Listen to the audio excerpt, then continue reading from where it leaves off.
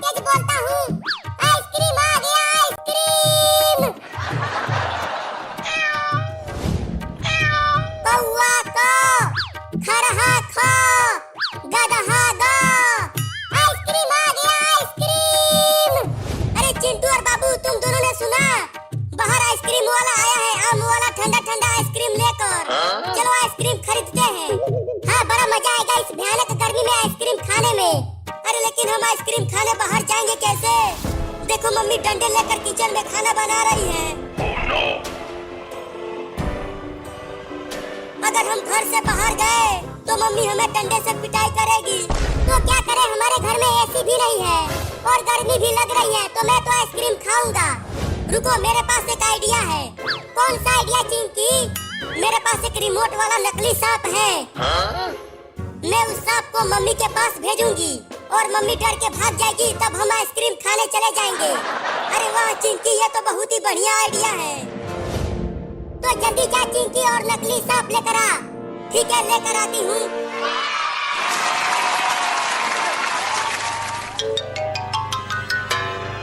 ये देखो नकली सांप लेकर आ गई। ये तो बिल्कुल असली सांप की तरह दिख रहा है। मम्मी तो डर के मारे बेहोश हो जाएगी, बड़ा मजा आएगा। अब देखो मम्मी को कैसे डराती हूँ।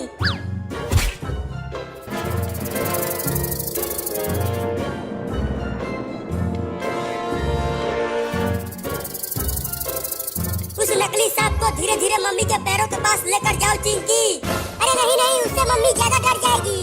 अरे तभी तो हम आइसक्रीम खा पाएंगे।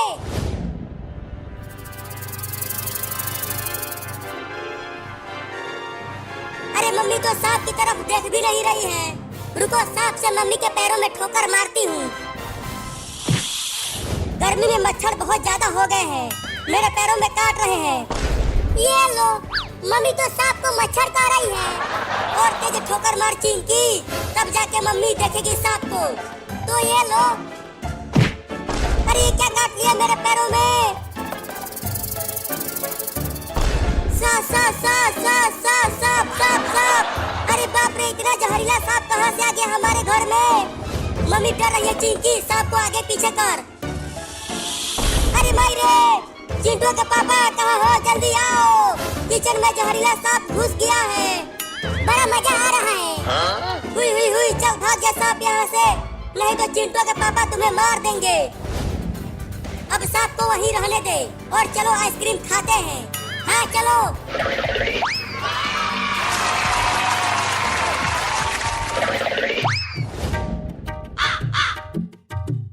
मम्मी अभी तक तो कोई भी नहीं आया हमारा आइसक्रीम खरीदने, तो अब क्या करें? तो चलो अब दूसरे गांव में चलते हैं। अरे वो देखो आइसक्रीम वाला गाड़ी जा रहा है, और तेज दौड़ो। अरे वो आइसक्रीम वाला, रुको, हम आ रहे हैं आइसक्रीम खरीदने के लिए, और तेज दौड़ो। मम्मी मम्मी, गाड़ी को रोको, 3 लड़के दौड़ते हुए आ रहे हैं आइसक्रीम खरीदने के लिए। क्या? अरे रुको रे आइसक्रीम वाला।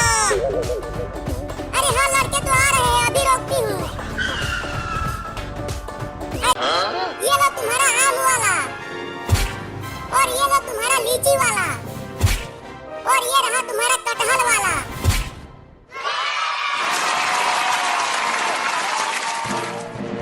अरे अरे, पैसे भी तो दो। बिना पैसे दिए ही तुम तीनों फटाफट आइसक्रीम खाने लगे। चिंटू, तुम पैसा लाए हो? चिंकी, क्या तुम पैसा लाई हो? नहीं, मेरे पास पैसा नहीं है।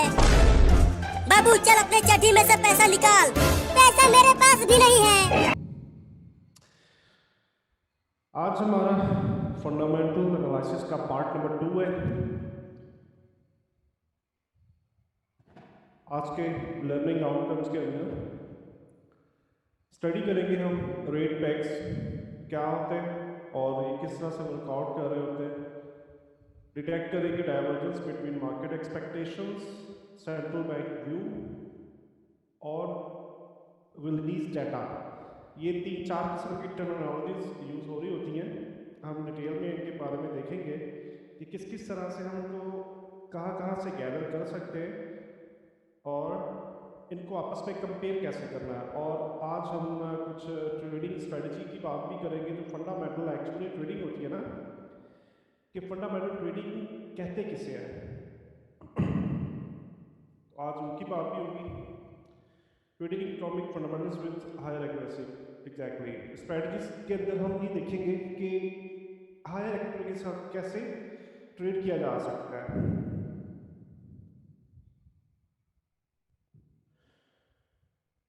अच्छा जी, स्टार्ट करते हैं जी रेट पैक।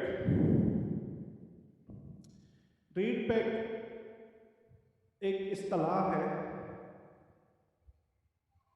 इसका ये मतलब होता है कि किसी भी मुल्क का सेंट्रल बैंक किसी भी दूसरे मुल्क के सेंट्रल बैंक के साथ एक ख़ास लेवल पे या एक ख़ास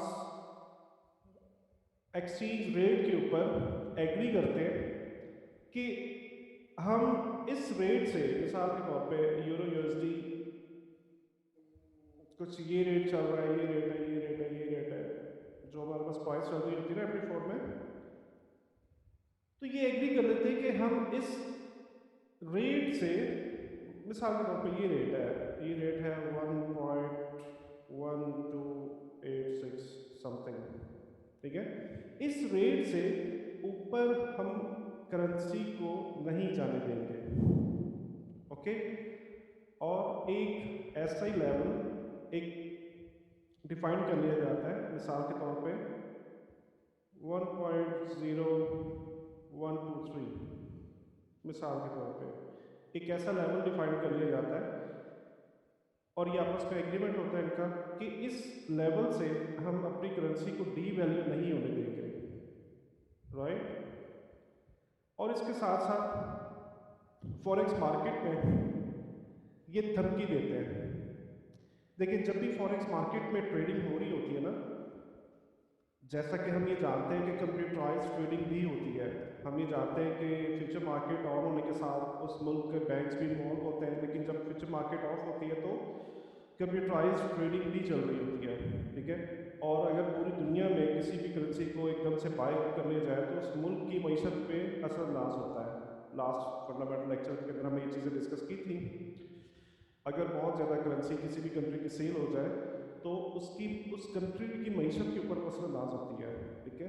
तो इस एग्रीमेंट के बाद ये फॉरेक्स मार्केट को धमकी देते हैं, ये कहते हैं कि खबरदार, इस लेवल से हम मार्केट को नीचे नहीं जाने देंगे और इस लेवल से हम मार्केट को ऊपर नहीं जाने देंगे, ठीक है। मिसाल के तौर पे अगर कोई कोशिश करता भी है इस लेवल से नीचे और ज़्यादा सेल करने की, तो ये क्या करते हैं, ये इंटरेस्ट रेट हाइक या इंटरेस्ट रेट कट, और जो आपको याद होगा हमने 3 टूल्स पढ़े थे कि ये अपनी इन्फ्लेशन को कैसे कंट्रोल करते हैं, ये उन टूल्स का इस्तेमाल करते हैं, ठीक है। अपने बैंक के प्रिंटर्स को ऑन कर सकते हैं और धड़ाधड़ नोट छापना स्टार्ट कर सकते हैं।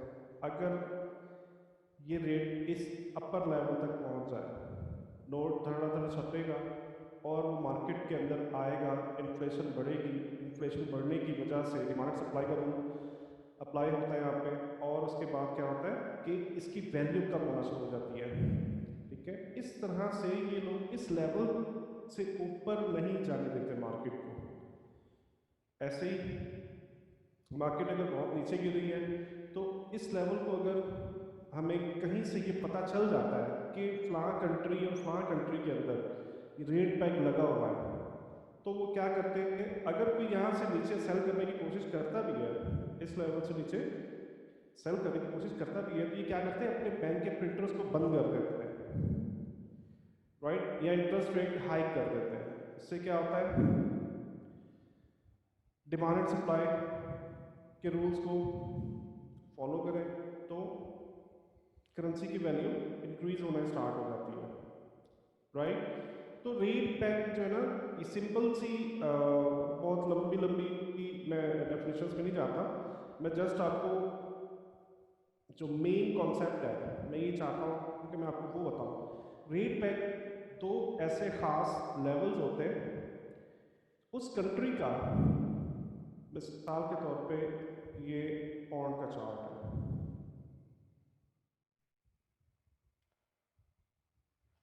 तो यूके का जो सेंट्रल बैंक है ये इस लेवल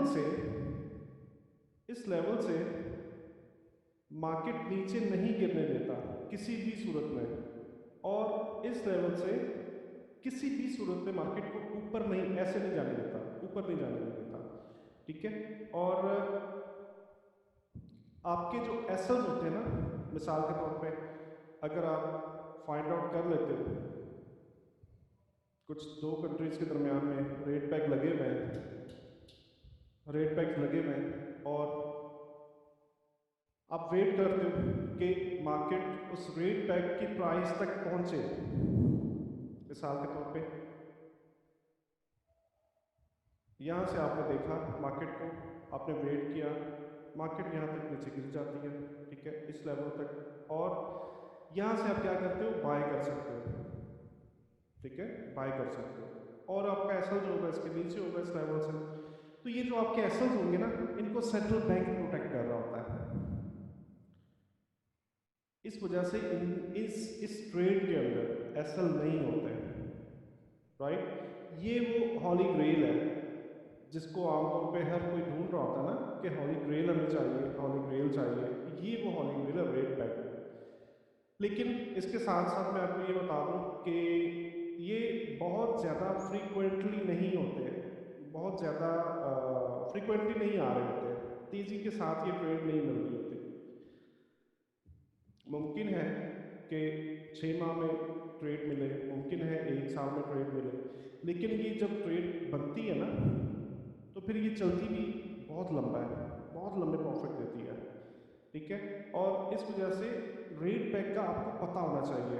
जब भी आप बाकी टेक्निकल एनालिसिस के तहत आप ट्रेडिंग कर रहे हो, आप अपने प्रॉफिट जनरेट कर रहे हो, लेकिन आप सेंट्रल बैंक की स्पीचेस सुनते जा रहे हो, सेंट्रल बैंक की जो मॉनेटरी पॉलिसीज़ हैं डाउनलोड करके उनको स्टडी करते हो, आपको किसी भी सोर्स से अगर ये पता चल जाता है कि रेट पैक लगा हुआ है, तो आप, मैं कहता हूँ कि अगर इस तरह की ट्रेड मिल जाए तो पूरे का पूरा कैपिटल लगा देना भी कोई ख़ास वो नहीं है ना, कोई भी यहाँ से पूरे का पूरा अपना अकाउंट लगा सकता है, पूरा का पूरा कैपिटल अकाउंट भी लगा सकता है, ठीक है। ये रेट पैक जिनमें ख़ास तौर पे ये जो हिस्टोरिकल रेट पैक्स हैं, हिस्टोरिकल रेट पैक्स के अंदर जो पेयर्स हैं, हांगकांग डॉलर ने यूएस डॉलर के साथ रेट पैक लगाया है। इसके अलावा डेनमार्क का रेट पैक चल रहा है कोरोना के साथ, डेनमार्क का पैक चल रहा है कोरोना के साथ, और ये 1983 से लगे हुए, जो हांगकांग का रेट पैक है 1983 से लगा हुआ है, डेनमार्क का रेट पैक 1982 से लगा हुआ है, और ये अब तक चल रहे हैं, अब तक ये इतने ज़्यादा देर से, इतने ज़्यादा अरसे से ये रेट पैक लगे हुए हैं, और ये अब तक वैलिड है, अब तक चल रहे हैं। इसकी वजह क्या होती है, कोई क्यों किसी कंट्री के साथ रेट पैक लगाएगा? सिंपल है, अगर तो इसमें कुछ ट्रेडिंग डील्स हो सकती हैं, कोई भी दो मुल्क आपस में ट्रेड डील कर रहे होते हैं ना, जैसे अमेरिका और चाइना की ट्रेड डीलें चल रही होती हैं, तो इंपोर्ट और एक्सपोर्ट के जो मुआहदे होते हैं साल तक जो वैलिड रहते हैं, इन मुआहदों के अंदर रेट पैक लग जाना कोई बड़ी बात नहीं होती।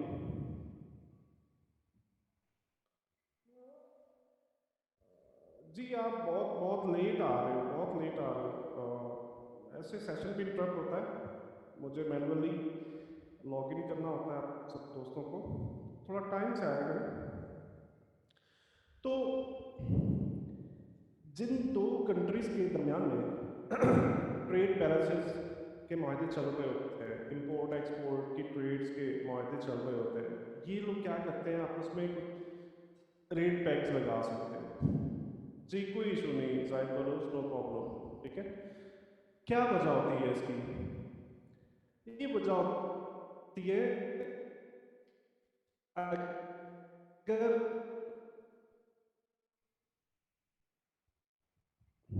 इनके तो अगर इनके रेट्स के अंदर बहुत ज़्यादा वेरिएशन आ जाए, मिसाल के तौर पे मार्केट नीचे आती है तो ठीक है, एक कंट्री की वैल्यू गिर रही है तो दूसरी कंट्री फ़ायदा उठा रही होती है, ठीक है, लेकिन इस कंट्री को नुकसान होता है अगर ये मिसाल के तौर पे इस लेवल पर रेट बैक है और यहाँ से नीचे आ जाए तो इस कंट्री को और ज़्यादा नुकसान होता है। मिसाल के तौर पे मैं आपको